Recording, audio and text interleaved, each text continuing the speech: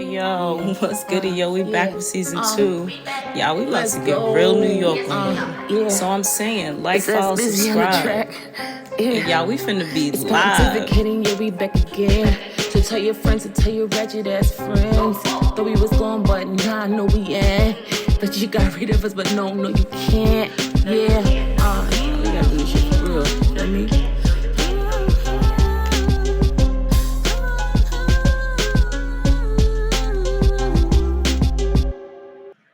Welcome back, pontificators.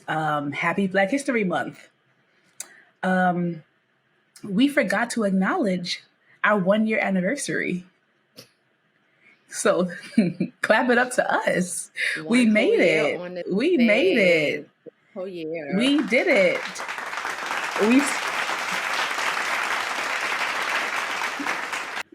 We said, let's start a podcast, and we started a podcast. We followed through, and we've been very consistent.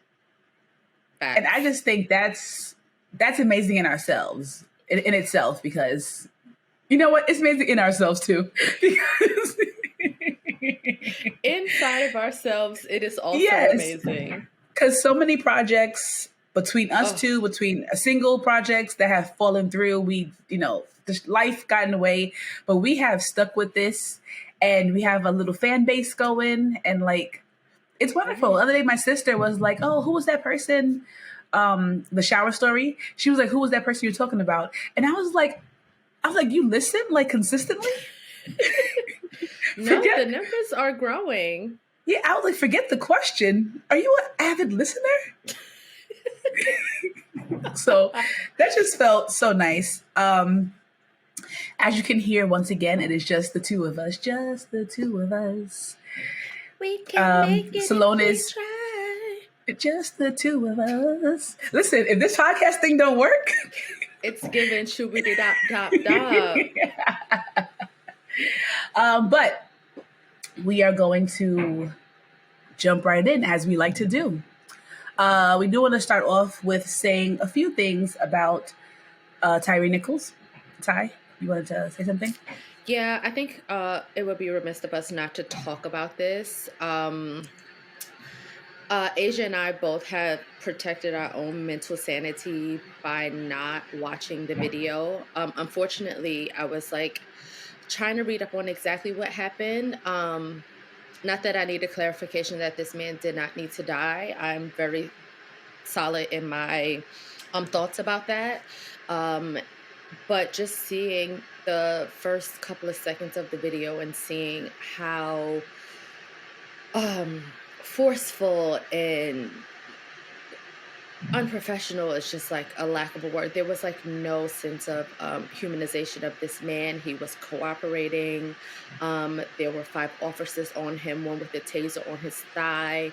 And it just, honestly, as everyone has said over the course of this week or so, that it made absolutely no sense. And I just wanted to honor this man, say his name out loud, because he was a father.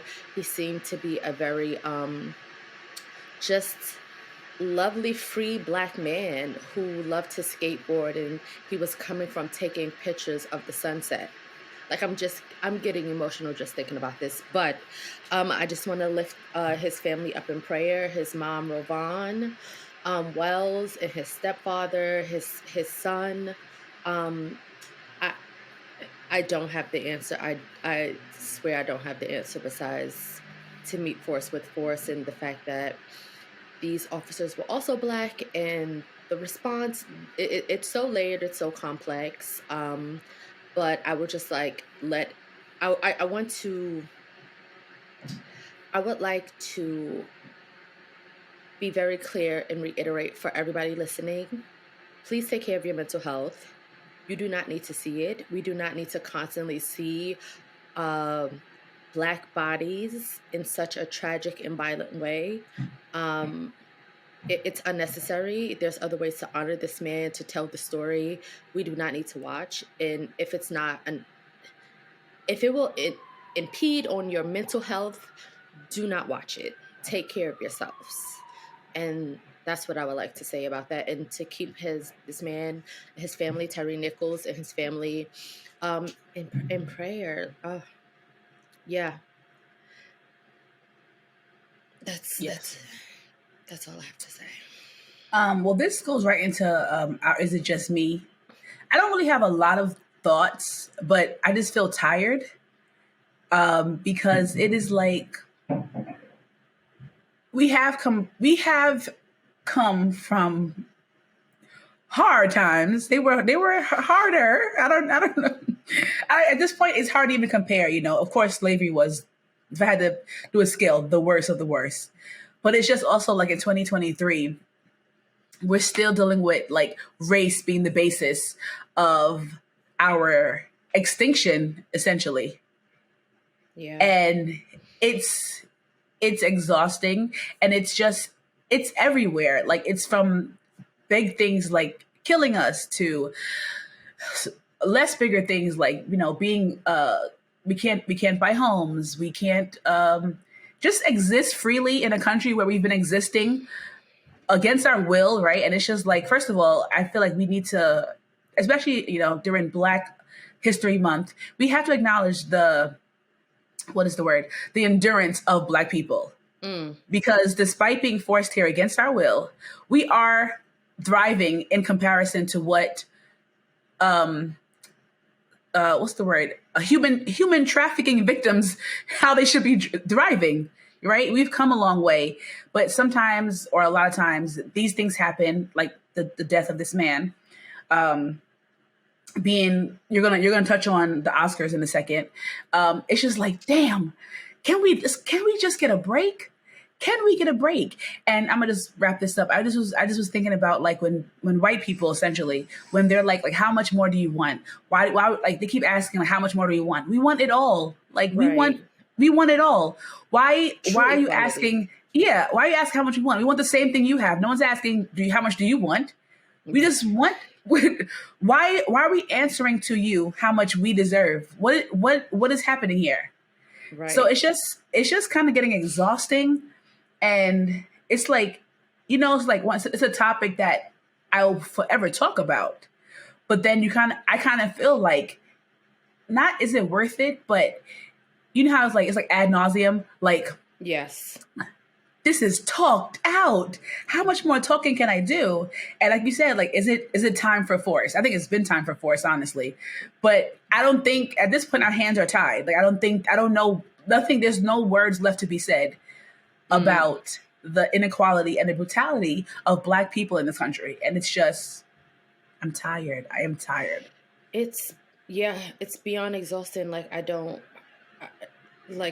have the answer. Like I don't know what else we can do. Um, it's just so wild that we still live in a time where Angela Davis is alive and well and still thriving and still part of the movement, and we are still in a lot of ways still fighting the same goddamn fight, the same fucking fight. It's crazy. It's Mhm. crazy. Um, oh God. My Is It Just Me, as Asia touched on, is about the it's about the movie To Leslie. So you guys know that we are both actors. Give or take the year, we are more excited than others about the Oscars. And the nominations came out. I think it was like last Friday morning, and people were surprised at the best actress in a film. And this woman named Andrea Riseborough was nominated for a movie called To Leslie. Um, it seems to be a white woman, about the tragedy of a daughter. I think I can't remember exactly what it is. I'll probably look it up later. And it was an upset to the masses because either Viola Davis or Danielle Deadwalder was shoo-ins because they were in the campaign. Their movies were to critical acclaim. Viola Davis was nominated all throughout the award seasons for The Woman King. I think we spoke about it earlier in an episode.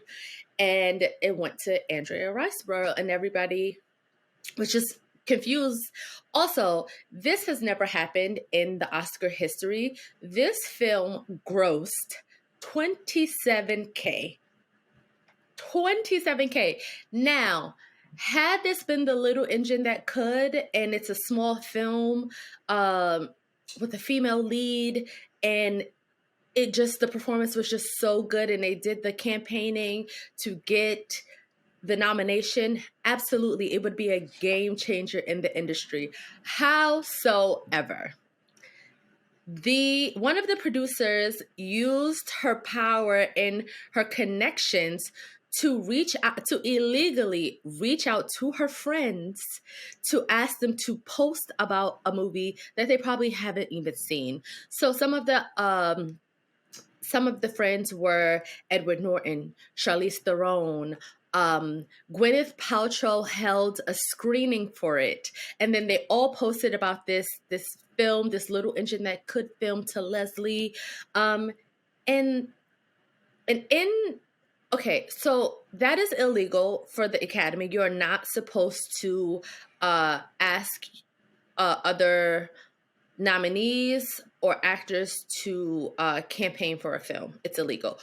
Also, within the bylaws, you are not supposed to single out actors by name that will also be in competition. So in this woman's email, I wish I had the name on hand. That is on me. She actually said that in her email that Danielle Deadwalder and Viola Davis are shoo-ins, so no need to use your vote on them and then to nominate Andrea Riseborough. And what happened was Andrea Riseborough is now an Oscar-nominated actress, which I find to be so vile and fucking disgusting. Kudos to you for using your network, and I think that more Black people should. And that's also like part of my Is It Just Me?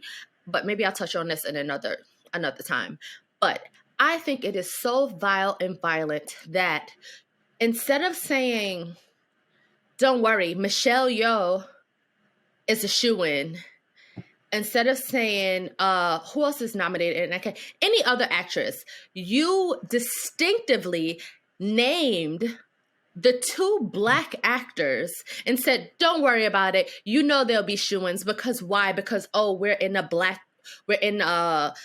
lot of white artists think that right now they're not going to be hot because diversity is in. That's what they think. So they're like, who cares about my little white film? Your fucking peers, the majority. Oscars So White was only, less than 8 years ago? Yeah. So how fucking it's the blatant racism is really, it's really getting on my goddamn nerves. It's really impeding on my mental health, because it's just like, it seems like we just can't fucking win.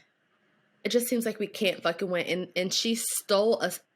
And I know Viola was a shoo-in to get the nomination because that movie was fucking fantastic. It was critically acclaimed. And her performance was, you would not know that woman was 50 years old, the way that she was trained. Like, as an actor, it's a fucking masterclass in acting, and she deserved that nomination.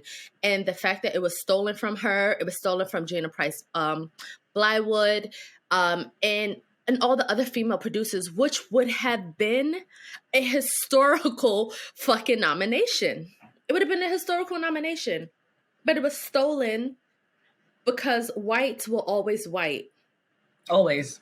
And I think that she should be revoked the way that they want to penalize Will Smith for the slap. Who cares? Who cares? There is a systemic racist structure within the Academy that needs to be addressed. And I think that's more important. I was watching some post and someone said Viola has the same power. No, she doesn't. Who said that? She had to beg, borrow, and steal to get this movie somebody made. In the comments, someone with no common sense and no knowledge of anything. Right. Yeah, it was not no one worth commenting or no one worth acknowledging. But it was just like, you're so dumb. Like, all because she's in Hollywood does not mean she is running Hollywood. Viola has said publicly, she's not getting paid the money that her peers are getting paid. Right. They She have was to like, fight for her. yeah, I think it was there was a speech she was doing, and she was like, you're as good as Meryl Streep, but I'm not getting paid Meryl Streep money. Right. She has said this out loud and on stages. So she's very aware of how much power she has, and as Black women, we're also aware.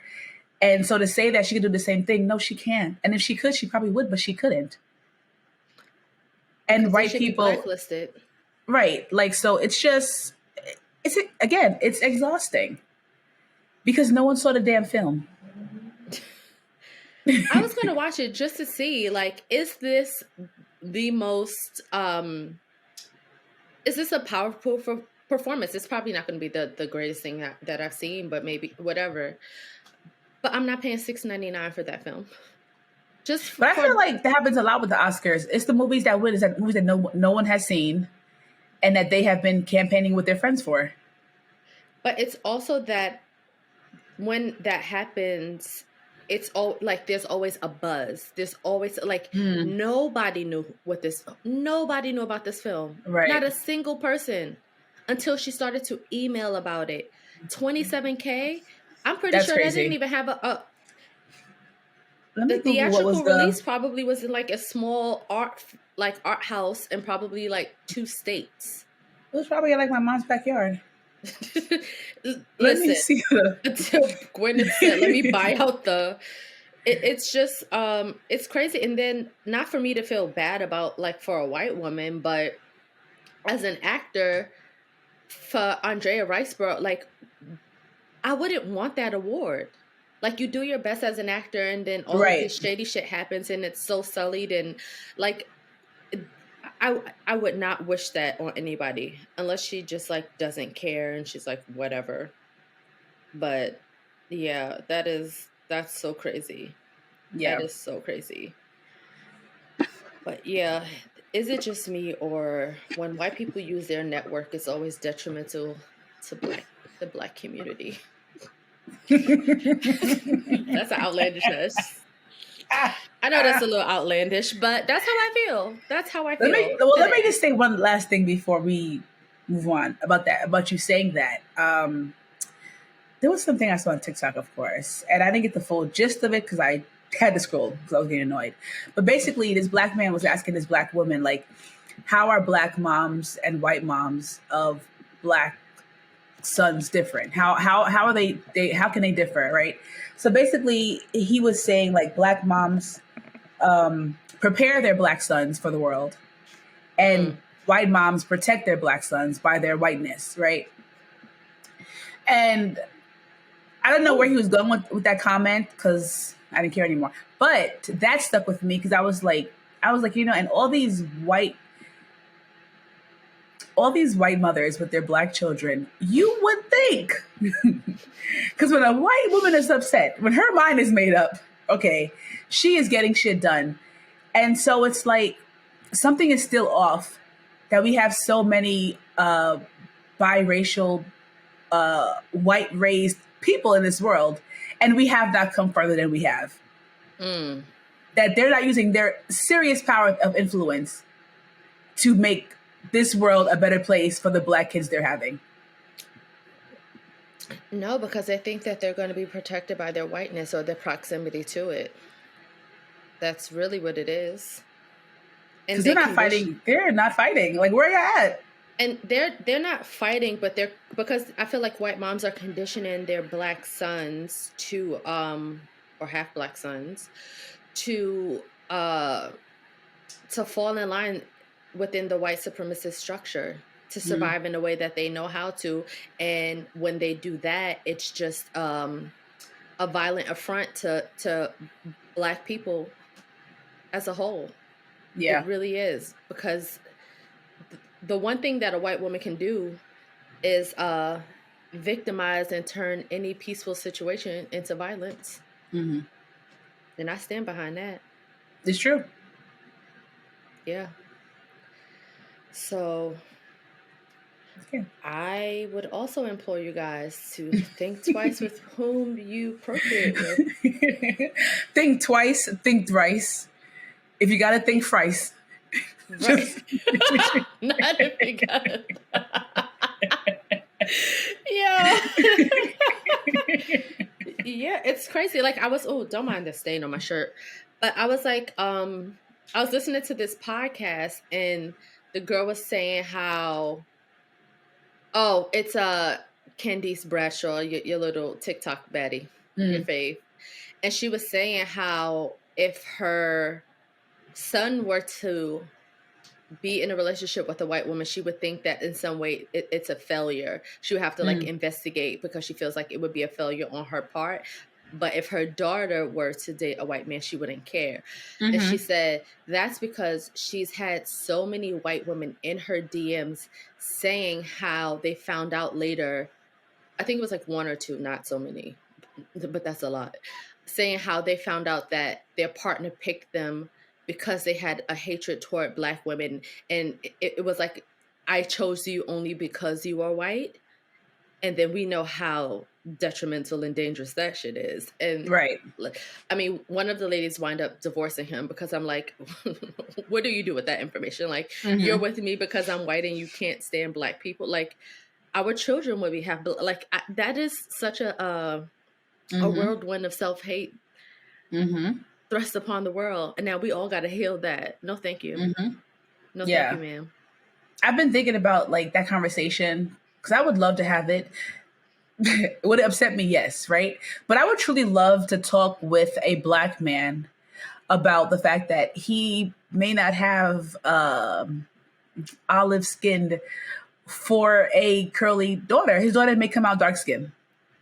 And I would love to understand if I don't think these men have gotten that far in their thoughts. They're not. They're not thinking about that at all. That's too much for them. But I would love to like put that out there and be like, so what are you gonna do if you have a daughter who's dark skinned? What are you gonna tell her? How's that gonna go? When black men are dogging her out, what are you gonna say? Oh, black men suck? They the white man?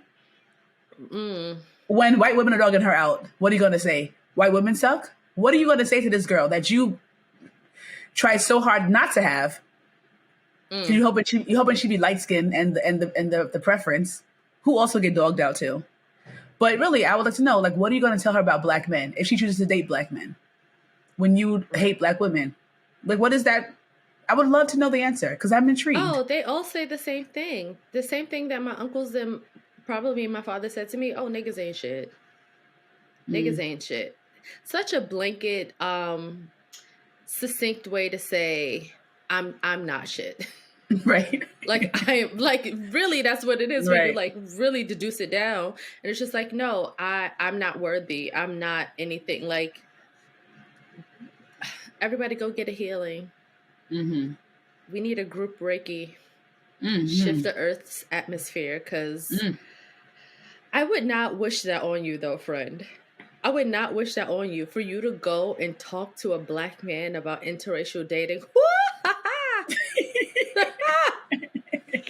Honey, You know what it I'd is? rather lick the sidewalk in Brooklyn You know what than it to is? do that. I am so of the nature. I'm just gonna walk away.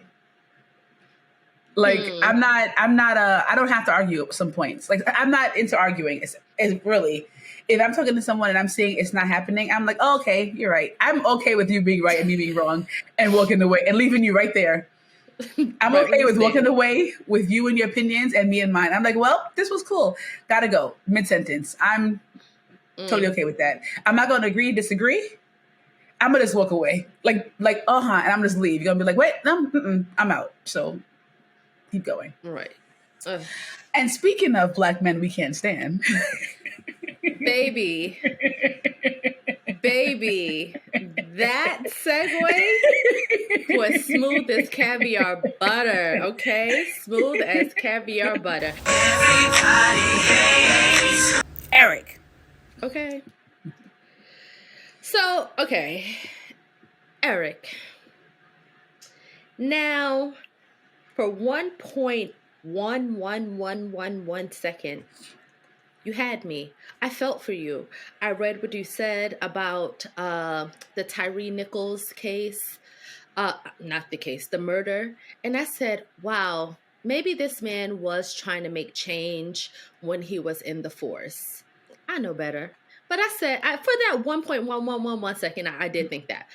And then I said, well, let me see what else he said, because he was there for the subway safety conference, for the debrief. So I said, let me see what this man said. This man, out of his dirty dog mouth, had the nerve to say that people feel safer on the subway currently within the last 3 months than they have in a very long time. And I call bullshit. I call double dog bullshit on you, sir, because just 3 days ago, that white meteorologist got his ass whipped by a group of 3 teen boys.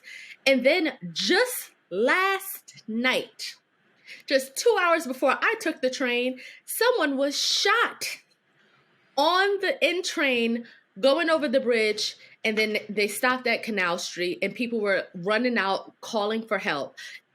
However, you are lying saying that people feel safer because there are more cops on the station platform, which is not true because those cops are not to be found. And your girl, Kathy Hochul, is giving you $62 million to fund this. It is the complete violence. It is the lying, the sinisterness. Sir, how dare you? The subway is not safe. The subway is not safe.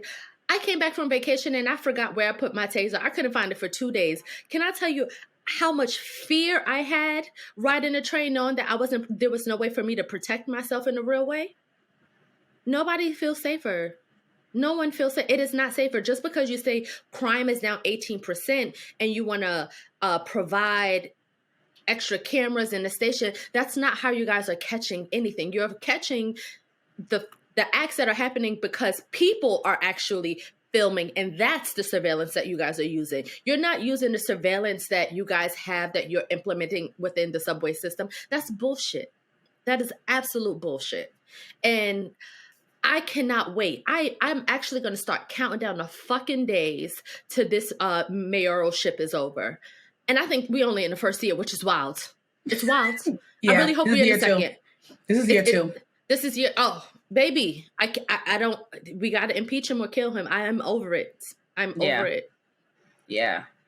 And just to piggyback dovetail off that, Eric, I don't know if it was you and the MTA commissioner or just them, but why would you close down? Okay, so basically December 8th of last year, the last token booth closed. So now the token booth workers have to interact with the patrons. Like they're out there. And then like the article I was reading, they're making it seem like, yeah, our goal is to protect their jobs. So instead of like, let's letting them go, we're going to have them just like be more of a customer service role on the train station, in the platforms. And like, they're only going to use the booths to like do paperwork or like call for help. That's what they said, call authorities. And I'm like, I think I would have resigned, honestly. You're not going to take me from this. And the article was so funny. It was like, no more of them being behind that, that unwelcoming thick glass. Unwelcoming, that's protective. It's protection. It is protection. No one wants to be helping the customers get their fucking Metro cards. They say, baby, what is this? The check cash in place? You don't need that. Yeah, so now they just have the token booth clerks just like out there on the platform, all willy-nilly, unsafe. And it's just like you said, like, where are the cops? I was just watching a TikTok the other day, 2 actually, about, it's like back to back. One, I'm not sure, I think it was in Brooklyn somewhere. One train on the local track had someone got attacked. So that train was detrained and stuck in the station. On the express track, someone was sick, and that train was also stuck in the station. So people were just stuck on the platform.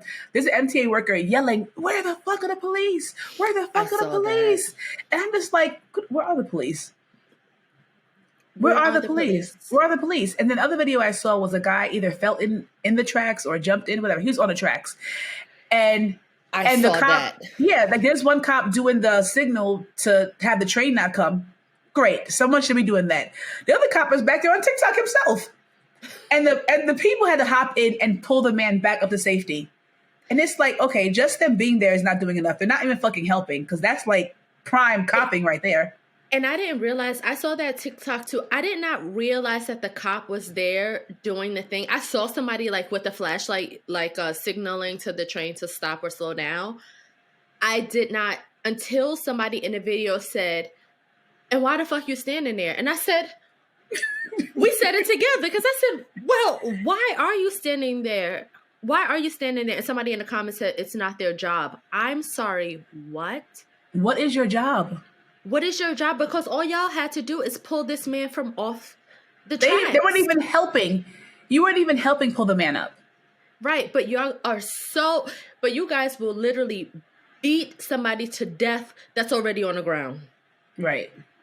But y'all won't help to save a man's life just by going the extra mile.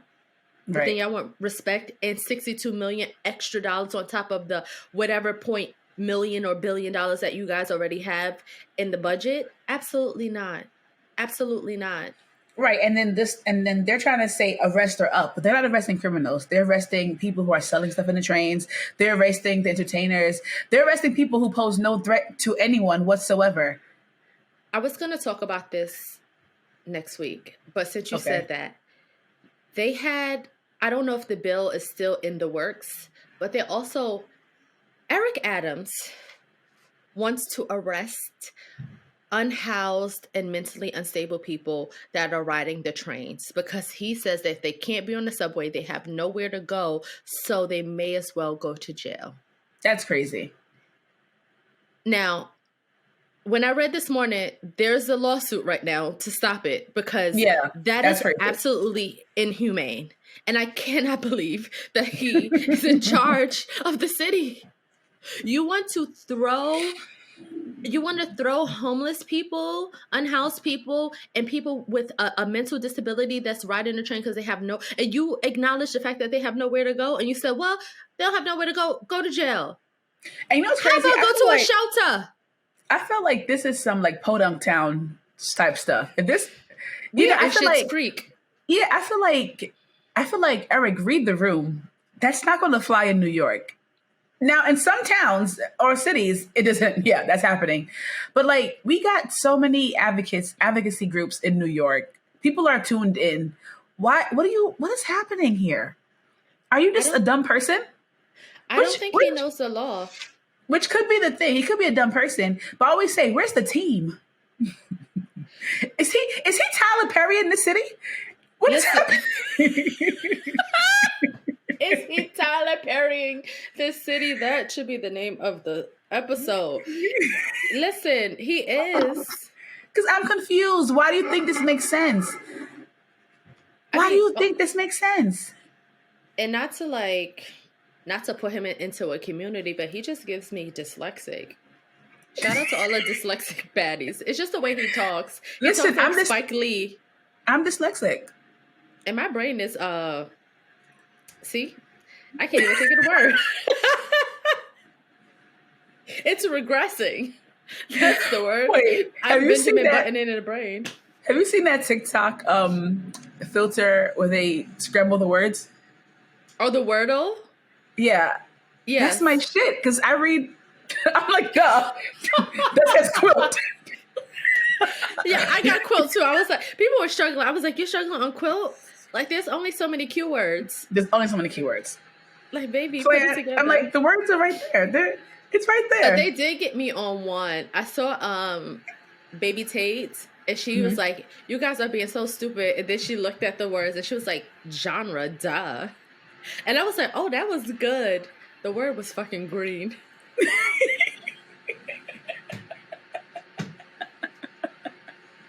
I was like, they tricked you? They tricked me. You tricked me. You tricked me. Yeah. Okay, so let's just, we've been just lollygagging. Let's take a break. Let's take a break, and then we'll get into our main topic, okay? I think this is a good one because this directly affects us. And we'll be back after this message. And now we are in our So Boom. Y'all know what it is. Aisha, take it away. What are we talking about today? Today we are talking about sinks and the complimentary mention of dinks. So a sink is a single income no kid person, and a dink is a dual income no kid person. So basically, single women are men, and married couples with no children. And basically, some of us are screwed as sinks. Some of us are not, depending on your income. But basically, we're talking about, and I think it's actually worked out that it's just us two because we are the two singles of the podcast. Right. Sally B has an entire family situation going on. Right. She is now a nuclear family. Yeah, they've got a dog. Shout out to Brick. And a white Kioma picket is fence. and a white picket fence, right? It's in very white and red steps. I mean, don't go to her house. Anyway, Kioma is also booed up, so she's part of the dinks. Right now, we're more about sinks and how we are affected. So I just have a few stats for you, just as we get into this. Wait, first, Ty, what is you said you found out the origin of the name? Yeah, so the origin of the name was coined, I think it was like in 2012. It's disputed. Some people say 2012, some people say 2014. And it was from a Huffington Post article where they coined a single income, no kids. And it started off as a very foul way. Like reading those articles, I was like, y'all are really trying to make something happen. It was very weird how they were trying to, it was as if they were trying to convince women. Because, like, when you talk about sinks, they are only talking about women. It's solely about women. And they were just, like, convincing women not to have children. And I just found that to be really odd because I'm like, that's not the circumstances of people who are sinks. Because, like, you can be in between a relationship for a couple of years. You can be after a divorce. There's so many other scenarios that it is that, like, would cause you not to have kids at that particular moment that they were trying to like advocate for. It was very odd. Yeah, in my research, I have seen like both sides, and but both sides are very stark. Like it feels like one side is like, don't have kids, save all your money, you'll be fine, and then the other side is just like, women have kids, it benefits you, get into a relationship, and it's like, this feels political. I'm not gonna lie, it really did. Very political. Okay, so I have some stats for you guys. So this is based on New York City. I googled like lower New York because we outside of the five boroughs, who knows what's happening up there. So this is lower New York. So the medium salary is $70K for like the five boroughs. You said the median? Okay. Mm-hmm. Is $70K. Well, it's like 71, but I just did, a flat $70K. So for a single person with no children, they are taxed on that salary $12,312 per year, and they're taxed 11.98%. For a married couple, no kids, just two married people with a combined income of $70K, they are taxed $9,000, and they're taxed at 8.37%.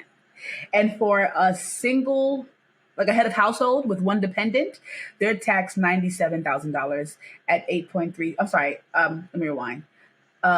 Married, no kids, they're taxed at 7.13%. Head of household, not married, just one child, is taxed at 8.37%. So at first I was like, well, damn, I guess I better get married or have a kid because the odds are not in my favor, right? But then did more research on like how it actually like translate into single people, like as a woman, what does it mean for me as a woman to be a sink or to be a dink? I'm sorry, to be a sink or yeah. So this is the national wealth.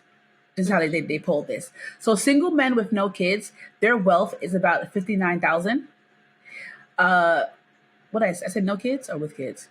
You said no kids. I saw the same the graph, okay. Right? Yeah. Yeah. So sorry, single men with kids, their wealth is 59K.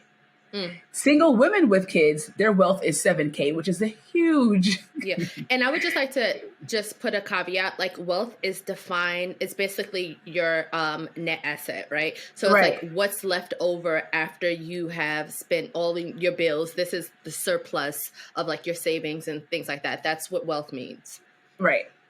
So I was like, damn, single women with kids, that's not a good number. But then, so single men without kids, their wealth is noted at 57K, but single women without kids, their wealth is noted at 65K. Yes. So I was like, oh, well, that that changes things. But we've discussed this before. Like, it feels like you have to be in a partnership to live Yeah. in most of these cities. Like either a roommate you can tolerate or legit a romantic partnership, because everything is going up. Bills are so high, and it's almost impossible to rent, let alone buy a home in any of it, literally anywhere at this point. And it's just like as a current sink, like yeah, no, I've been going back and forth about dating. Every month I'm like, I'm a date, and I'm like, I hate dating or whatever. I'm back on my not dating regime right now because I'm just honestly terrified of men. But I feel pressure. I'm like, damn, do I need a boyfriend just to help pay some of these bills? And that is not a reason why I should be Listen, looking for a relationship. didn't I just say last week? I said I just need to go. I just need to find me a man to Lord have mercy. What is wrong with my brain? What is it? Supplement my income, because that's the Yeah, fastest hustle I know. And yeah, I yeah, said it. yeah. It's. I mean, besides, and I think that some of these studies are incorrect, right? Because especially like me personally, somebody who like on paper makes okay money, like I am middle class, which is bullshit because I don't have anything. Um and I very much so, I mean, there is a bill in place right now to help alleviate with income tax, because every year income tax, I owe so much money. Like one year I owed almost $7,000. I owed like over 6K in income tax. And I was like, I don't understand how this happens. You guys are taxing the fuck out of my checks. I did have 2 jobs, but it's just like once, even though they're taxing your check so much, but like once you get to a different income bracket, like before the pandemic, I had 2 jobs. I was working crazy. I was working like 7 shifts a week, and I made almost 100K that year.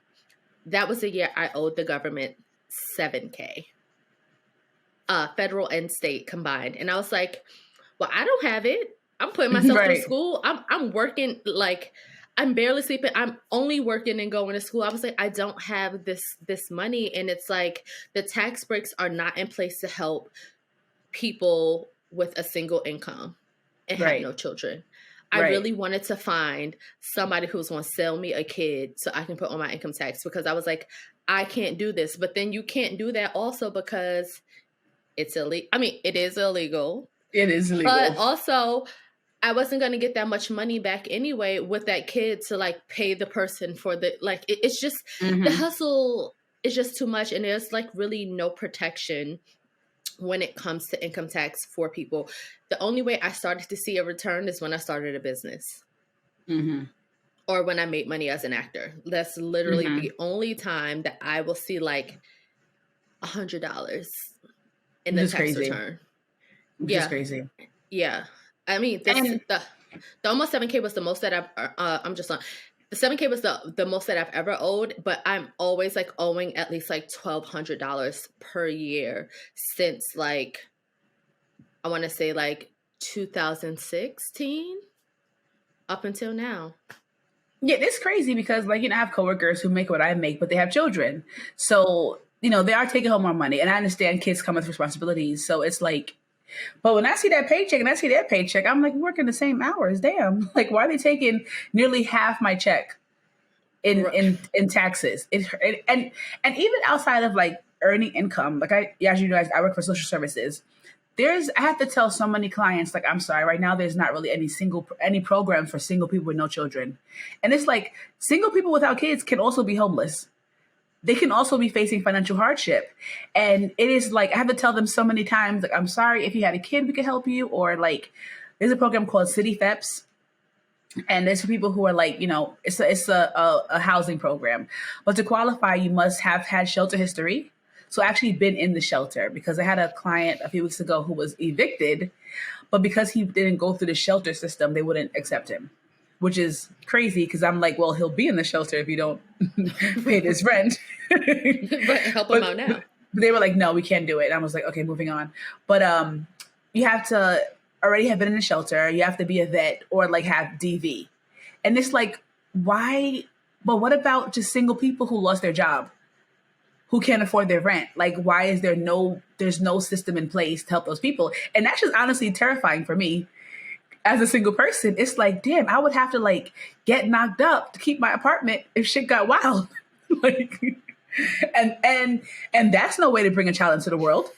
Right. And they got to deal with the child after that. A complete distress. Like, this child will be stressed from day one because life is riding on them. Like, you are my world. You are holding this household together, Junior. Do you understand? It's you and me against the world right now. I need you. Sad. And I just feel like, and just in terms of like women's rights and how far we've come in our rights to independence, right? Like, you know, capitalism and white supremacy, and patriarchy, they go hand in hand. And I'm just like, am I making false conclusions? I'm not sure. But I'm like, you know, at one point women needed men to survive. It was a necessity, unfortunately. To own property, to do anything, we needed a partnership. We needed a man to be there. And of course, not all relationships are hetero. There are, you know, right. LGBTQI, relationships. So I'm not saying you need a man to live comfortably, but if you just talk about like the generic, right? It feels like we're being forced into relationships, and we're being forced into romantic partnerships, or forced into childbirth, just to be able to like sustain a life, just not a lifestyle, to sustain living. Yeah. And it's like, this is, and it's like, are these the little hands of white supremacy and patriarchy? Like, yes, women, you need to have children. Oh, the population. Or like, what is happening?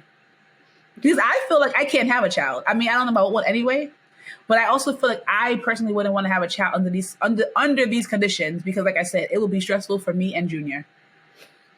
Because we ain't got no money. You were fucking Junior.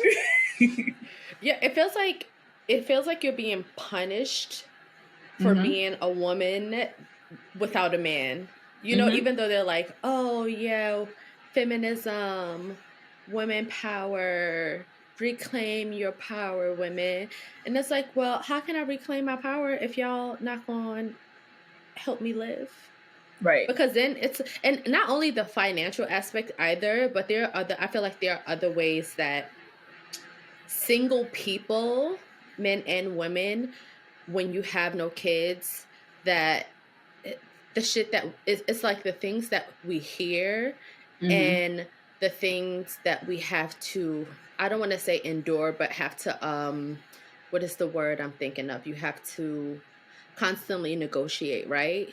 So in addition to like the financial burden that comes along with like you having to solely depend on yourself financially for all the things, but then when you're at work, you have to, I feel like a lot of the times the work burden falls on people without children. A lot of allowances are made for people with children, and people who pick up the slack are single people without a quote unquote family or without kids. Which I find to be unfair, as I had to deal with it quite often. And I get it, like, you have children, it's hard, you're stressed, but also in the same token, in a workplace, like, that's not my burden. Right. That's not my responsibility, and oftentimes it becomes your responsibility, like, as a sink. Right. I mean, like at my job, everything goes by seniority, and one of my coworkers who's been there longest, she has top seniority, and she picks like all the school days, like all the holidays, all this, all that, because she, you know, her kids out of school, and it's like, but that's your personal choice. I also like holidays with my friends. Like, all because you, all because you have children does not mean like you, holidays and time off means more to you than it means to me. And I feel like when you voice this, it's like, oh, but she has a child. Okay, I don't.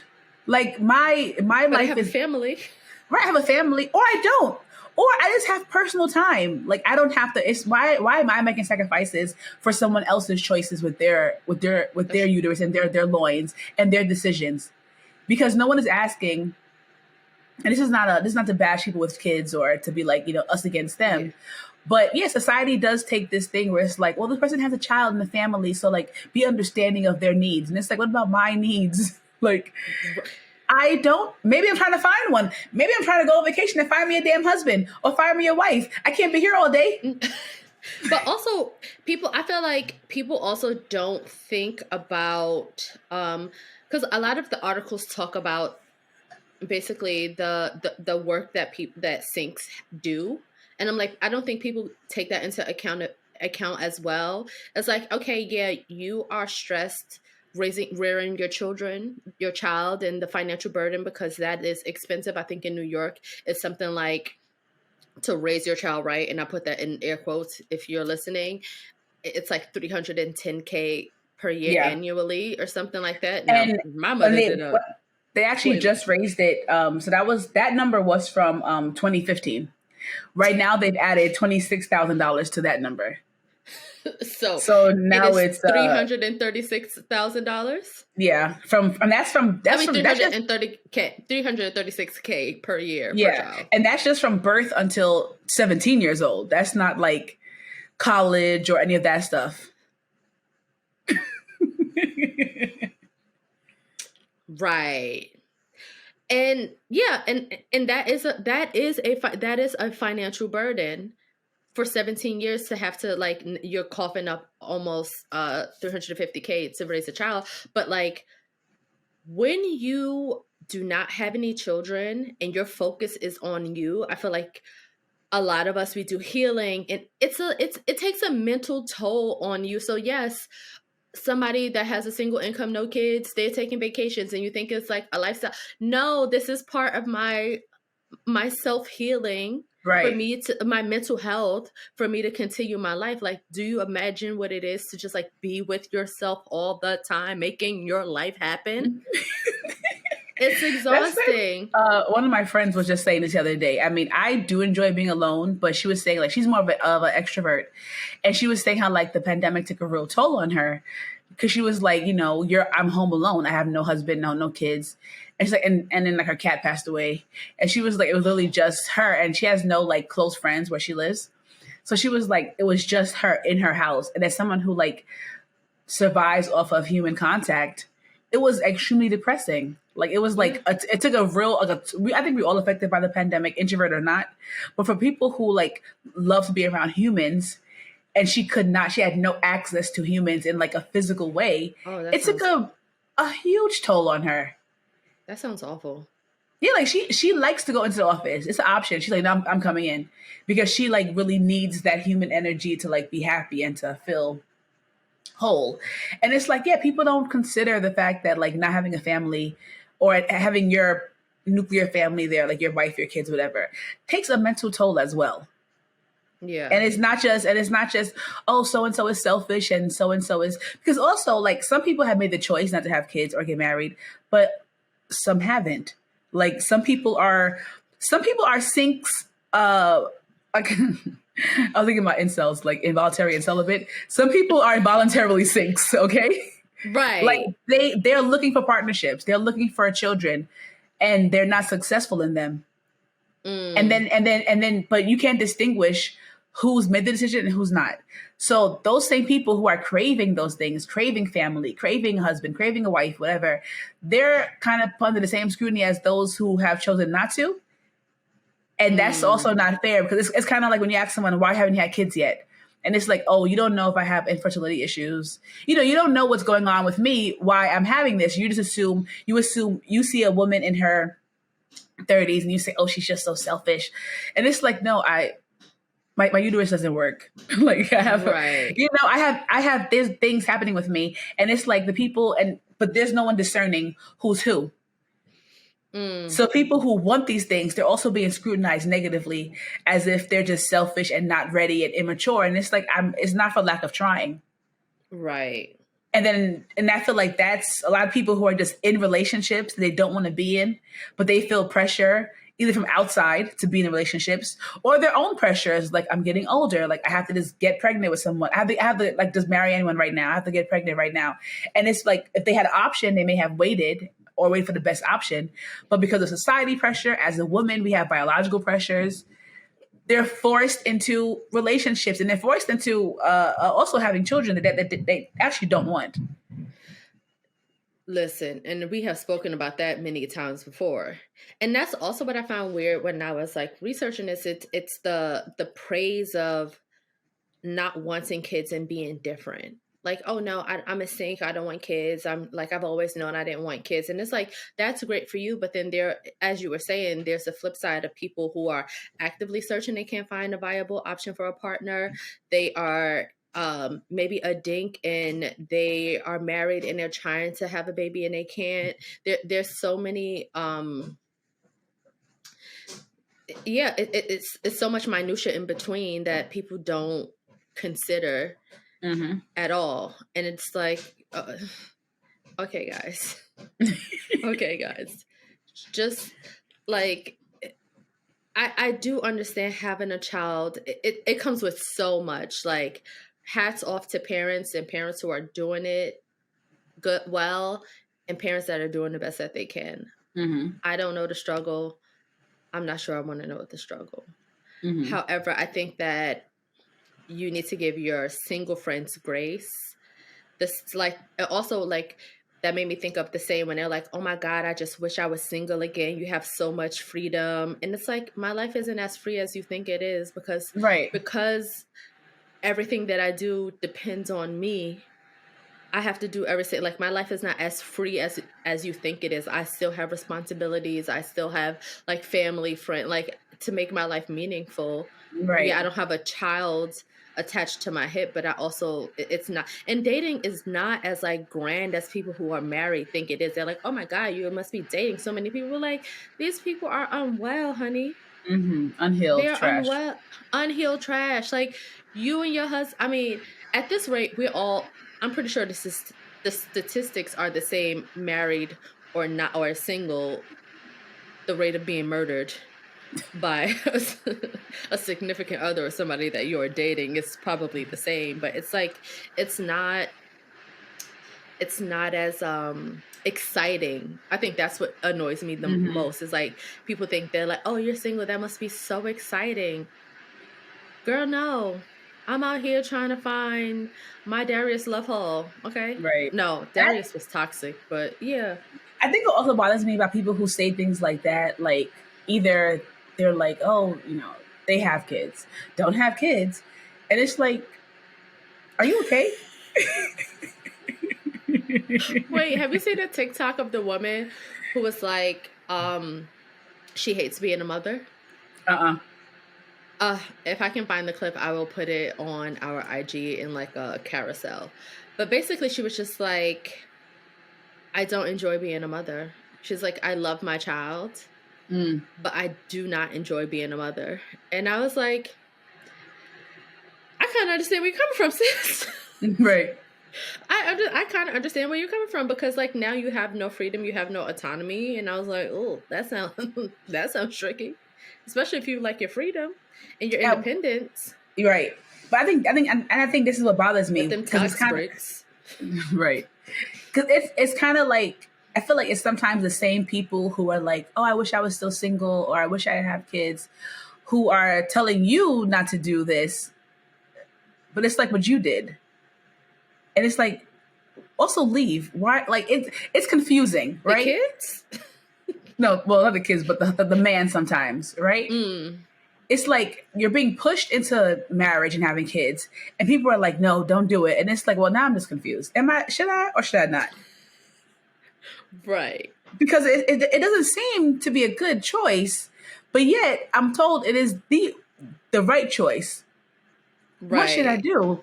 Should I hitch my wagon or not? like what is happening? What is happening? I'm confused. And it's like, people just mind your business at this point. Let people just live their lives, right? Because like I said, you don't know what someone's going through. Mm-hmm.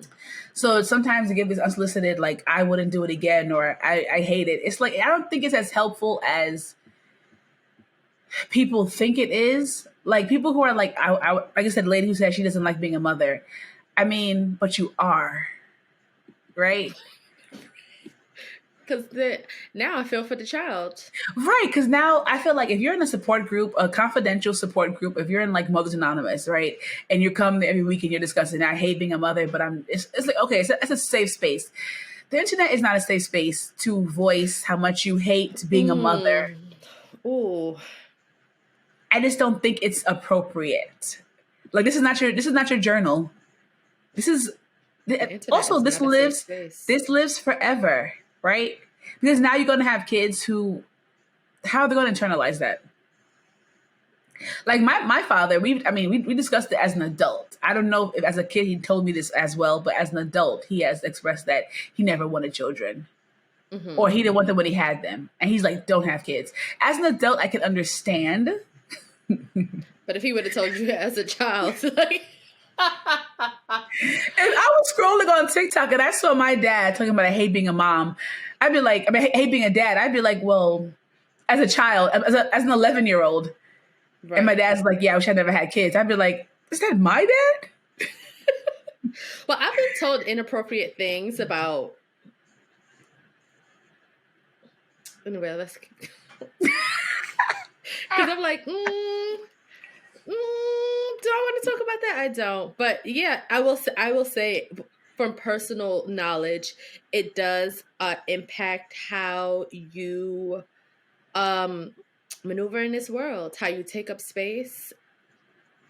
If you don't want to have a kid, don't have a kid. Right.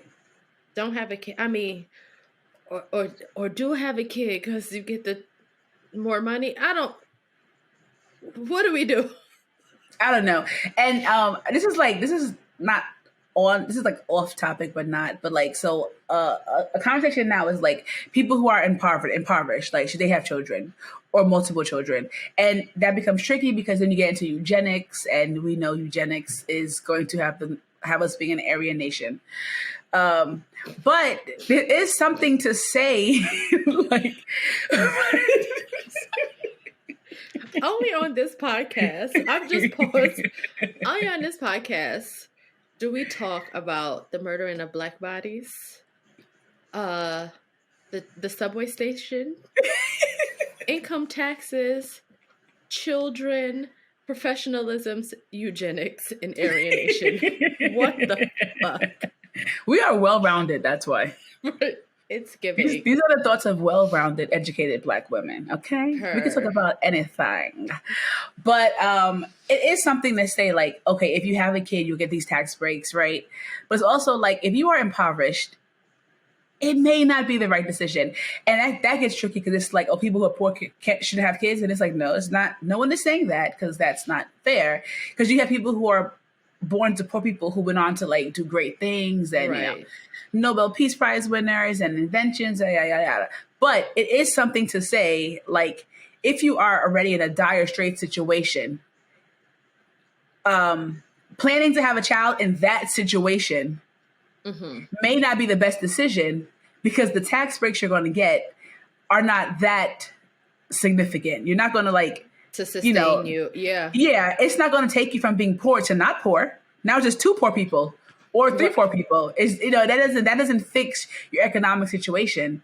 And it's like, even like when it comes to like social services, people do have like, well, every state is different. Like New Jersey, if you apply today with 3 children, you can have 18 more. It doesn't matter. They're not going to cover those 18 more children. Only the 3 you applied with. Yeah, only the 3 you came in with are going to be on your case. In New York, you have a kid every year. You're going to get more food stamps. You're going to get more rent. You're going to get more cash. So, and I don't know. And I'm not saying people are doing that for the money. Right. But I know my coworkers do believe that. They're like, oh, people have all these kids to get more benefits. And it's like, maybe it's true. I don't know. But also it's just a thing about being uneducated. And like people who are uneducated or unserviced and in poverty tend to have more children. It is what it is. And it's like, stop. Can I say stop? I don't know. But think it through.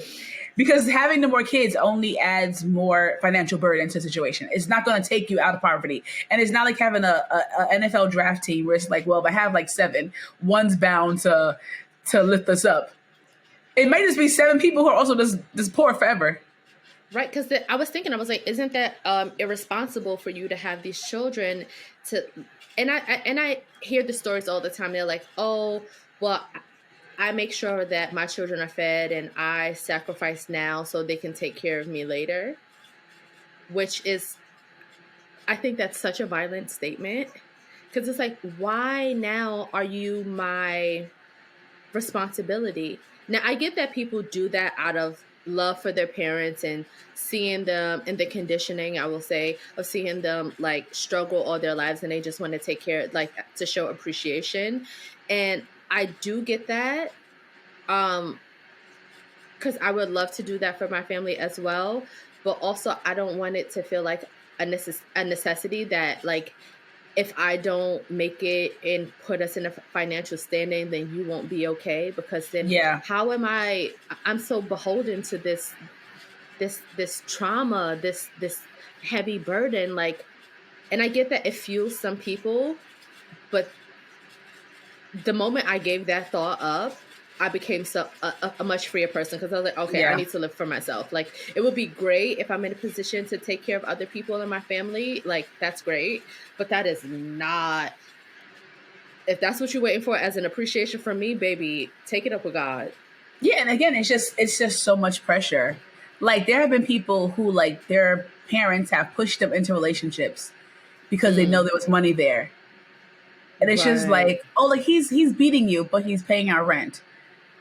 You know, or she's abusive, but she's making enough money to have you send that money home. And it's like, you cannot, don't have, a friend asked me, like, who will take care of me when I get older? And I was like, I don't know, the city. I don't fucking know. The point is, I'm not going to have a child because I want someone to take care of me. That is like pre-abuse. That's like, that is premeditated abuse. Like, that is not my child's job to take care of me. I'm not gonna birth a person. And also, there's no guarantee. My kid, first of all, okay. You may hate that child. And they may hate me. And I feel like also, if I'm having a child who's brought into a situation where we're impoverished, right? Who knows what we're going through? I'm not going to be my best self if I'm always working, if I'm tired, if I'm like constantly having to go to social services and make sure my case is active. And, you know, not living a peaceful, financial stable life. I may not be my best self. So I may be inflicting trauma on this child that they're counting down their fucking days. Right. And they're like, when I turn 18, I'm leaving, I'm never coming back. There's no guarantee that because I had this child, they're going to be there. They may be like, no, I hate you. I don't know why you had me. I don't know why you brought me into a situation. Think I won't take care of you. Resent you for being poor. Oh my God, I resented my mother for so long. I said, my mother and my father, I said, why have me if you were going to be poor? Mm-hmm. Why have me if growing up poor, I still have these expensive tastes that I want, and you can't give it to me? Like, what are we doing here? What are we doing here? And I'm glad you brought that up too, because it's like, especially like if you're a sink, right? If you're somebody who chose not to have children, or you're somebody who wanted children and by life's happenstance that you won't, I'm like, now is the time where if you are able to be in a financial place, like, that's part of your financial planning, that you put yourself in the position to put yourself in a home and be able to finance yourself. Mm-hmm. So you can take care of yourself later in life. It's no different from the way that you live, the fact that people want their children to take care of them in their older life, it's in their elder years, not older. Yeah, it's crazy. And I think especially because financial literacy is a thing, right? It is a thing. It is a real thing. A lot of people who are impoverished do not have it, right? So it is it's almost like psychotic or ignorant to think I gave birth to a kid with no knowledge of how finances work. And this is not to shame people who don't have things. Right. You don't have it, you don't have it. You don't, it is what it is, right? But it's almost insane to think I have a child. I have no knowledge of how money works. I have no knowledge of how to make money, how to save money, right? Therefore, I cannot teach my child these things, right? And but I'm somehow expecting that child to figure it out and make it so big that they can take care of me. Like that's almost delusional. Like what chance does this child have to actually take care of me? If you like think about the bigger picture, unless I decide I'm gonna have a child and I'm gonna start doing like, unless I'm like a master plan, I'm like, listen, I'm poor, I get it, right? But I can read. So what I'm going to do is I'm going to teach my child all the ways to make money and end the cycle of poverty, and hopefully they'll take me with them, right? But people are not doing that. They're just having a kid, and they're like, "You'll take care of me." How? What does this kid know of financial stability to know to strive for it? Right. And even and honestly, that's not enough. To know you want it is not enough either, because we both know it and we are struggling. Okay, I got my Robinhood app trying to invest $1 here, $1 there. I need to figure out how my Robinhood app is. My brokerage account is in a deficit. I need to check it. I'm like, what? Because I'm making a little change on it. Like, what we doing? Right. So it's even with the knowledge, there's no guarantee that this child may be successful enough to take care of you. Also, people die. There's just so many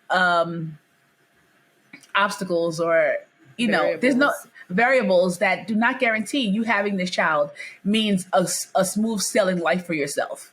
Right. So do not have a child for the sole purpose of them taking care of you in your old age. That is, I'll say this, that's a dumb reason.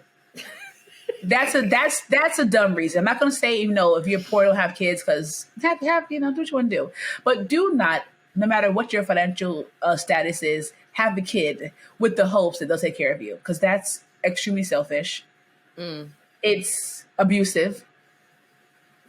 Because I feel like those are the parents that they're not casual with it. They're not just hoping quietly. They're telling their kids, well, yeah, when you get older, you're going to have to help me with this. And so the kid is burdened with things they shouldn't be burdened with at a young age. Like, oh yeah, I gotta, make sure I always give my mom something, whatever. And I just want to say, like, that, I feel like even that's a little tricky, because people say, like, you charge your kids rent. I read something where a family, oh, honey, I hate it. Yeah, a family, they did charge their son or their daughter rent, but they saved it for them. I would do that. So they could buy a house at the end of it all. They were like, okay, it's over the last 5 years, we've saved up. Now here's your down payment. That makes sense to me, but it's like, also don't. And if you have to, you have to. It's just so hard to talk about it, because it's like, I don't want to shame people's situations. Right. But no, but you're talking as a child and not a parent, right? Like, that's your basis. Like, you wouldn't want your parent, like, it, because I do feel like it's unfair, especially like when the kids are underage, or they're just like beginning to like live their life. They're 18 and they have their little job, and their parent is like, okay, now you need to chip in and help pay whatever. It's not fair. And I'm just like, what? Absolutely not. And that's why, like, I'm grateful for that. I'm pretty sure my mother probably would have tried to charge me rent, but I live with my grandmother, and she's like, as long as you go to school and you work, you don't have to pay a dime. And then because of that, I'm like, okay, I'll pay for the food, or I'll pay a cable bill here and there. Like, it's not that big of a deal. Like, I live here too, so I should also contribute in payment in other ways. Yeah. But I just think, like, if I were to have a child, I would do that. I would charge them rent so they can know how to budget. So they would know what responsibility is, but I'm not spending that money. I'm going to put that in some kind of like high investment income yielding, interest yielding account, so that later I'm like, okay, this is what you have, like, so the power of saving and investing smartly. This is what you have. Do what you will with it. Go on and live your life. Like, set your child up for success so they can actually see tangible rewards of having financial discipline. Right. Because it's pressure. Like, I mean, like, so, my grandmother passed away when I was 20 years old, and she took care of me. Like, I was happy, had everything I wanted. I was in debt several times. She was, how much is it? 5,000 here. Just writing checks to pay off my debt several times. Same. Several times. I dropped out of college. So I went to like 5 different schools. I called her. I was like, What? Grandma. Yeah, I said, Grandma, I want to come home. I was in Buffalo University. And she was like, okay, here's my card. Book a plane ticket. Leave all your stuff. Come home this weekend. We'll figure it out. I went back a week later, got my stuff. I owed the school money because I had like a Pell Grant. She paid that. Right? I was happy. I was happy. Money was the idea. Right? And then she passed away, and I was like thrust into responsibility. Like, now you have to pay rent. And I was like, what is that? Like, rent plus Con Ed plus lights. Like, when I was younger, like 20 through like 27. Yeah. I had my lights cut off so many times. Really? Like, so many times, living in darkness, I didn't tell anyone this, I'm obviously ashamed, but just living in complete. I'm like, girl, I knew you.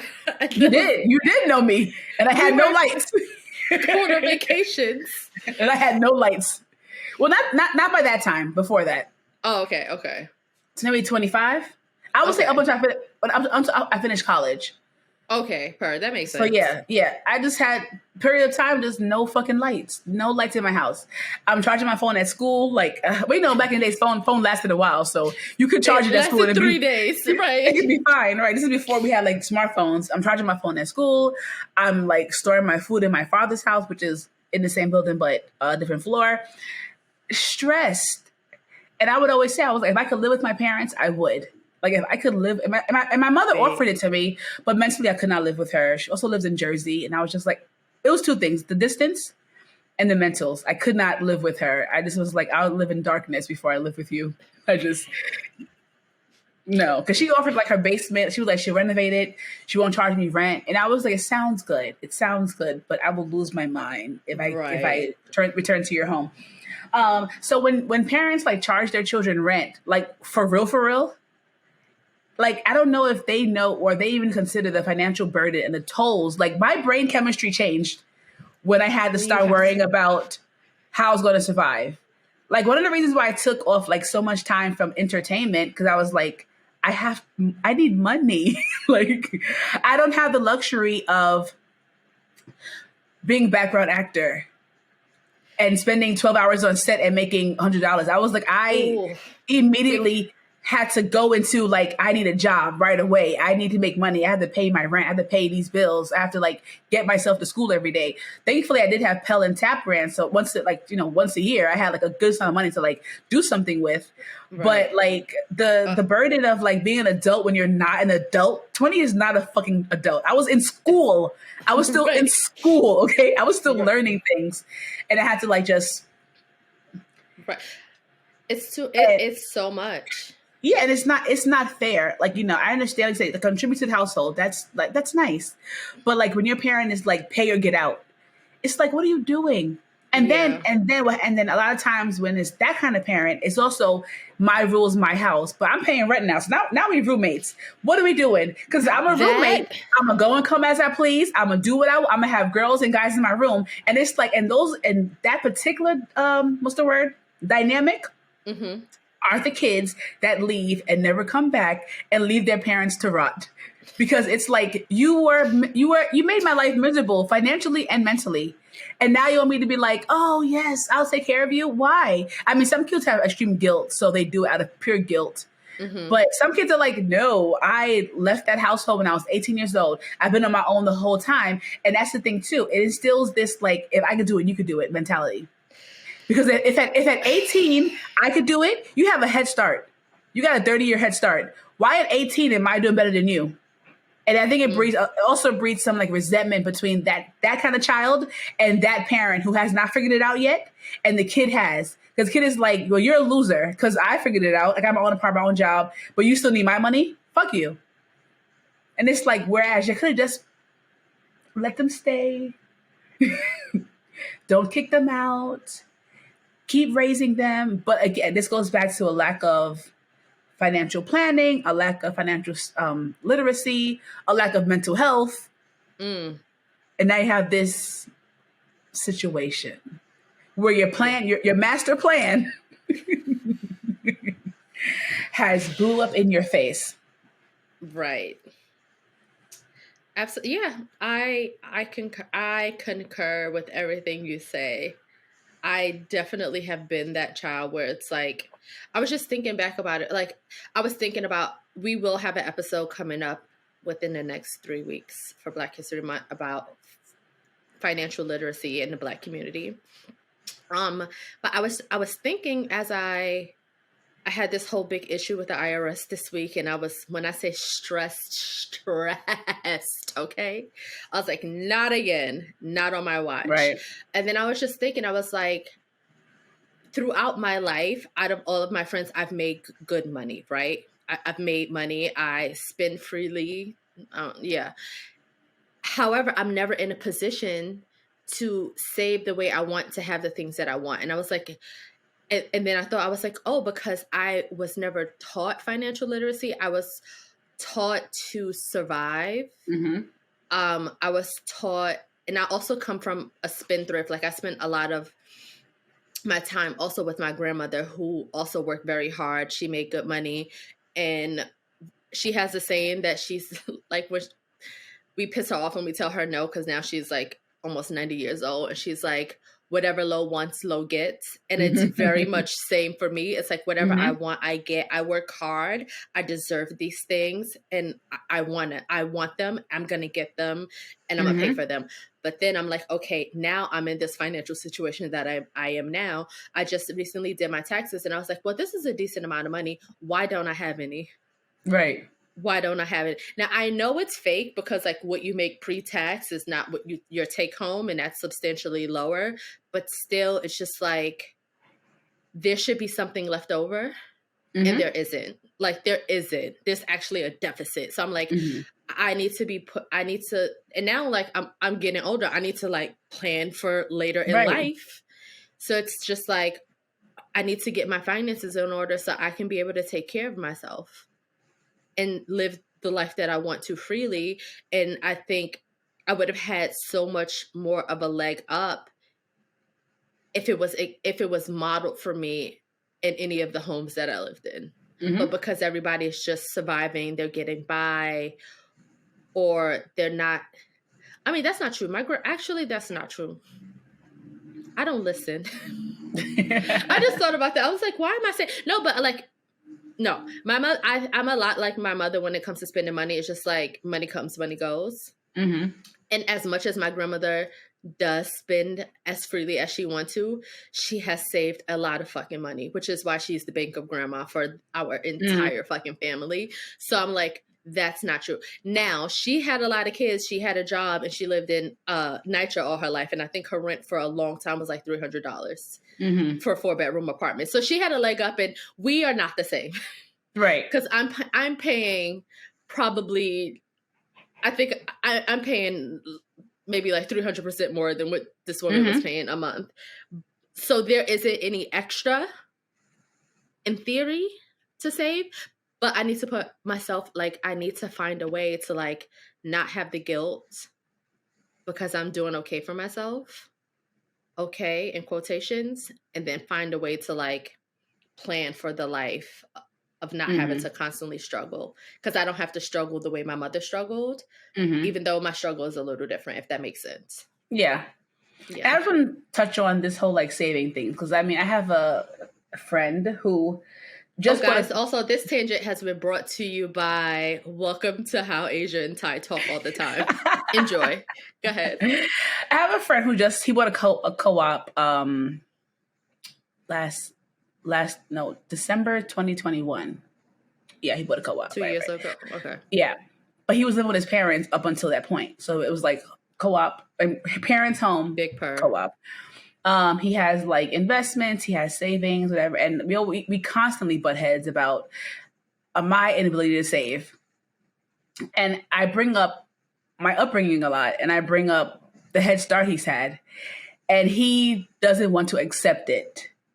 You know, people don't want to feel like. Remember episode of Sweet Life when they got into the argument with the girl Ty's boyfriend because he was like from the streets, like Oh my selling drugs. God. Yes, with the guys. Yeah, Yes. yeah, and he was like, "You don't understand. Like, you had a mom." He's like, "I had no dad." He's like, "But you're." He's like, "I was selling drugs on Skid Row, my nigga. Like, Right.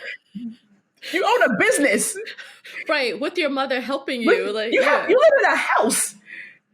You live in a home. Like I was homeless, right? And it's not that extreme, but I think when it does come to savings like that, people who have had a head start, because I feel like I've had like on top of being black, I feel like amongst my friends too, I feel like I've had like, you know, that image of, well, that thing of like black folks like we're starting the race later on. That's how I feel about myself as well. Because like I've been on my own for so long, but it wasn't because I was like, I want to be in a no. Yeah. Or you were No. not in a position to be on your own just yet before you were thrust into, Yeah, so I was 20, I'm now 37. So for 17 years I've been surviving, right? I personally haven't felt like I've had a time where I was like getting ahead or I've had that much to save. Like I save what I can, right? But it's not enough where I'm like, even my job now sucks. I'm making enough money. And it's like, but if your job sucks, but you've been able to save for so long, it's okay. You can have a sucky job if you've been saving all these years. But like to not have had the chance to save, not have had the chance to invest, it's like, so now when I get money, I kind of like, I want like, it feels like saving seems pointless. So I try to do it, but I know what does feel good, immediate satisfaction. I know booking a trip right now feels real good. Right. And it feels a more of a reward to me, right? It's like you work so hard. You deserve something. I want to spend this now. And it's like, I feel like when you've been in survival mode for so long, like the future seems fake. Or it seems so less important. Like, because one of our arguments is he's always like, well, when I retire, I'm like, dude, I might die tomorrow. Fuck a retirement. And that's truly how I feel. Like we're on different wavelengths. Like, and I try to express, I'm like, I try to express to him mindset and mentals play a huge role in this. And we argue all the time about it. I'm like, listen, you grew up in your family home, you know, your parents retired with their pensions, yada, yada, yada, yada, yada. I was like, that's not my upbringing. Right. I was like, so truly the future does not seem like a real thing to me. Like I'm going to get there because I have to. Unless I die, I'll be in the future. There's no way to, right? But right now, currently what I need now are things. I need to spend my money now. I need to go on vacation now. I need this shirt now. Like I've been trying not to spend money this month, and it's been like really hard. I don't think I have. Besides eating out, I haven't bought anything. I haven't bought like clothes or jewelry or anything. And it's been really hard because like after a 14-hour shift, I'm like, I need to reward myself. And and a reward does not feel like putting $100 in a savings account. A reward for later. Yeah, a reward feels like, okay, I want to go buy these shoes. It's like your mentality and like your upbringing plays such a huge role in these decisions. As you were talking about that, it reminded me of my sociology class about the pyramid. And I think that's where your argument with your friend is derailing, right? Not derail, like where there's miscommunication between the two of you guys. It's because, so like the first tier is the physiological. So that's like breathing, food, water, sex, sleep, homeostasis, exertion. And then the second is safety. So like what you're really saying to him is like, I never had a safety net for so long, whereas you have, like, so you can't get to the next like love and belonging and esteem and then self-actualization because you're still at the second tier of the pyramid where he has probably, let's be real, I know what friend you're talking about. He didn't go that far up. That friend did not go that far up the pyramid. But that's where the disconnect is. It's like, oh, you don't know what it is not to have safety and security for so long because you've had that. So you don't understand what it's like not to have it. And baby, as somebody who hasn't had safety or security for the last 8 years. Baby, actually longer than that, actually, because I've been kicked out many a time. So it's been going on for about 21 years not having safety or security. Right. And it's just like it does alter, it really alters your neurons, your brain neurons. It does. Yeah. Because It now does. you're seeing the world in a different space. You're seeing the constant dangers, the pitfall. Like it's yeah. Yeah, like the future is so unimportant to me, even though I know it should be, because the now is so chaotic. Mm-hmm. I'm like, the future. Listen, I'll deal with that shit when I get there. Right. I'm putting out fires today. I'm currently putting out a fire. I'm not going to store water for my fire in 20 years when I'm currently on fire. I'm on fire right now. Yeah, that kind of, it seems counterintuitive. And it's like, he doesn't understand because there's no fire. Right. He's just storing water. And that's wonderful. But like, you're not currently burning. So you can do that. Mm-hmm. Or your fires are smaller. So it's like you have enough water in reserve to constantly put out your little fires. Where meanwhile, my house is burning. Right. And I mean, I don't want to sound like, I don't know you guys, I mean, if y'all want to donate to us, please do. I was this close this week to putting my fucking Venmo on social media, like, help me help myself. A nigga is struggling, okay? Right. If you guys do want to donate, you can. Please, we will put we have a Cash App? We have something. We'll make something. Don't worry about it. Anyway, the point is, there's a way. The point is also, and this is not for everyone, but I speak for me. For me, I have a hyper independence, right? So, like, my mother, she's financially stable. She is. She's a boomer. She about to retire. She owns a house. Like, Becky's doing good, right? She's okay, and she offers me help all the time, and she has offered help a lot throughout my years, but being thrust into independence is like, no, I'll do it myself. Right. So I'd rather, it feels like a failure. It feels like a failure. I'd rather have like, full transparency. I was overdrafted $30 this week. Right. I do have two checking accounts, and I thought I had some card fraud. So one account got closed down. It was a whole rigmarole. Right. So in order to get the money from my good account to my negative account, it would take like 3 days. I would get an overdraft fee. And my mother's like, I'll give you the money. How much you need? And I was like, no, I will rather go to the bank and take out the money and go to the other bank and put the money in there before I take money from you. And she's like, she's like, why? I can literally hear your mother saying that.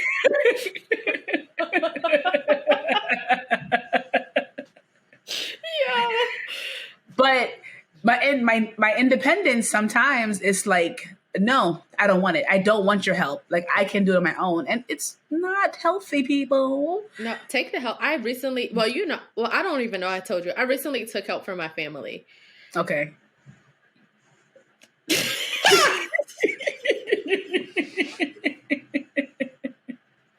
It took me 6 weeks to ask for help when I needed help that week. It took 6 weeks. And the answer was just it was such an unequivocal, like, of course, just give it back. Right. And I was like, I'm going to give you a date. I need to text her right now. So that date is not going to happen. I got to move some things around because I am also overdraft right now. But it is truly up to Jesus because everything works out in my favor. Amen. But now I'm just like, asking for that help was easy. It was easy. It was hard for me to like get up to it, but like the asking and the receptiveness was a lot easier than I thought it would be. And I was like, oh, I need to ask for help more often. Like, as a single person living alone in a semi-expensive life, it's not like I can't afford my lifestyle. It's just, the pandemic put me back so far financially. So it's just like, I've been literally catching up for all these years. So it's just like, ask for the help. I'm not going to make it a motherfucking habit to ask for help. But it's just like asking for help, especially when like everything falls on you, it's necessary. Mm-hmm. Now, did I have a mental breakdown where I was just like, everything is, I was just like, I can hear you typing. But yeah, I would just say ask for the help. I mean, I did have to like rewire my brain from having negative self-talk about like, oh my God, I'm a failure, I'm a whatever. And it's just like, girl, this life too hard. Everybody needed help at one point. Mm-hmm. Everybody needed help at one point. And I'm like, the bank of grandma is always open. Mm-hmm. No, that will cost me something, but the bank of auntie is always open. You're right. And I was like, I would say, just accept the help when you need it. And it doesn't reflect poorly on how you're living. Like, this life is not meant to, first of all, this life is not meant to be sustained. We are going to die. Mm-hmm. So just, yeah. Anyway, off that tangent. I hope you guys learned some things. I enjoy having this conversation. I did too. Let us know what you think, your thoughts, all of that. How do you feel being a situational sink or dink? Right. Do you find it hard, or is it an easy lifestyle for you? Right. Let us know. Okay, guys. So now it is time for our final segment, Peep Game. And, it's a special Black History Month. I mean, it's always Black History Month with us. We always putting on the good Black businesses. 365. Okay, 365. We've been doing it for a whole year, baby. Okay, so I want to shout out aunts and uncles. Is It's a Black owned, I assume they're Haitian because it's et uncles. Could be wrong. I think so. Anyway, Yeah. It's a Black owned business in Brooklyn. It's located on 1407 Nostrand Avenue. It is a vegan restaurant and the food is delicious. I went there twice. I went there once with Ty. I went there Friday as well. And the food is just great. Like and it, like sometimes vegan food can be tricky. But it tastes wonderful. They don't have a lot of stuff is not nut based, which also is tricky for vegans because if you have allergy, you're just fucked. You're not going to eat. So the food is good. The place feels nice. It's beautifully decorated. The music is wonderful. The staff is great. It's a very chill environment, and I really enjoyed it. And I just want to shout out, Black owned business, and go eat there. What did you have? I'm curious. I had the crispy chicken nuggets in the maple hot honey sauce. Oh, that's a new addition. Okay. It was so good. And then I had the cucumber ginger juice, which I thought was going to be like a juice, like fun. No, that was like an elixir. It burned. Yeah. My throat was burning, and they give you a cup full. They give you they give you a cup of something you're supposed to enjoy casually. Now I did enjoy it, but did every sip burn my throat? But do I also feel healthier? Yes, because that shit. And then my friend had the changa. The chaga? Yeah, and that was really good. Oh, the chaga latte? Yeah. Oh, I love chaga. That was good. And then we had the loaded fries, which are very good. The loaded, it's like a carne asada type situation. So it's like Beyond Meat, like crumbled Beyond Meat with French fries, pico de gallo, guacamole, I think sour cream. It's delicious. It is delicious. Yeah, I love that. And it's also reasonably priced. Like the bill was like $50. Okay, yeah, and they have a lot of like Black merchandise from other Black artists. I have a table book from Kwame Brathwaite from there. I fucking love aunts and uncles. So go guys, cause it's the shit.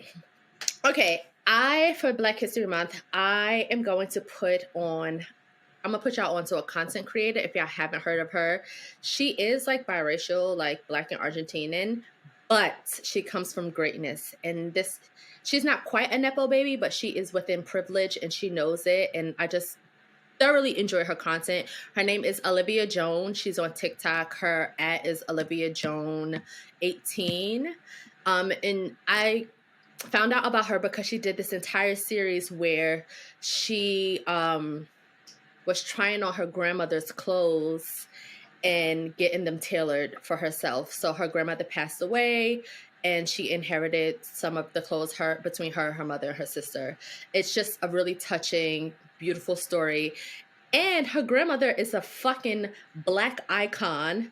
Her grandmother is a Johnson from Johnson's products like Ultra Sheen, Let Your Soul Glow, like that.